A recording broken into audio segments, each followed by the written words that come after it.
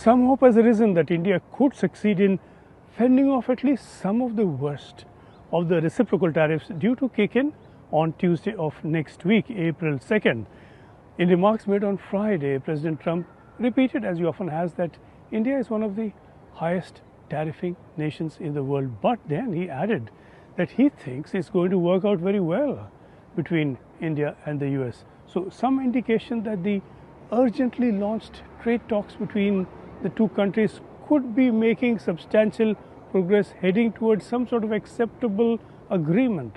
Trump said twice that Prime Minister Modi is a great friend of his and that he is very smart, and Trump himself is a compulsive deal maker, and his language would seem to suggest that deals are proposed through the current talks underway could be heading towards some sort of clicking point. Indian Commerce Minister Piyush Goyal has been, as we know, in Washington twice in recent weeks, and he is reported to have laid the groundwork for a settlement deal that is now appearing to approach conclusion, but that is of course before a final trade agreement to follow.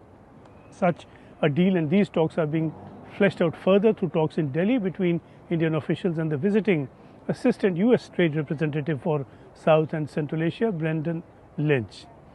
How good eventually a possible compromise could be, how acceptable it could be, would depend on what exactly is agreed. But there's no doubt at all that a straight application of reciprocal tariffs as threatened would have been and devastating really for a lot of Indian businesses and exporters. They still could be if applied.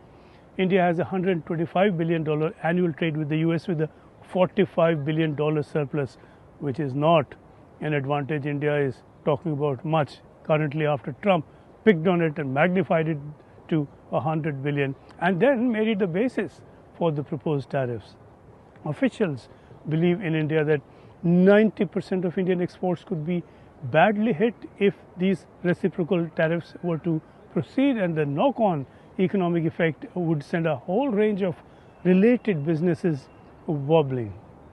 India has made and offered cuts already, anticipating Trump on bourbon whiskey, on Harley Davidson, to name the two, for example, much in the public eye, and on other goods, and is now said to be offering further cuts, including substantial tariff cuts on import of agricultural produce from the US, and that's the controversial one. India is reported to be offering cuts on US imports worth about $23 billion. That would be more than half of all imports from the US. The Indian government has been working harder towards a deal with the US than almost any other country has, and a prime factor for India is the political trade-off. India is building close ties politically with the Trump administration and is not keen on opening up a contrary front over trade.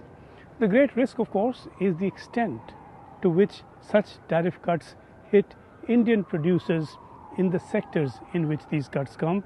But that they will come to an extent is certain. Goyal has already spoken of the need for many Indian businesses to think and do differently.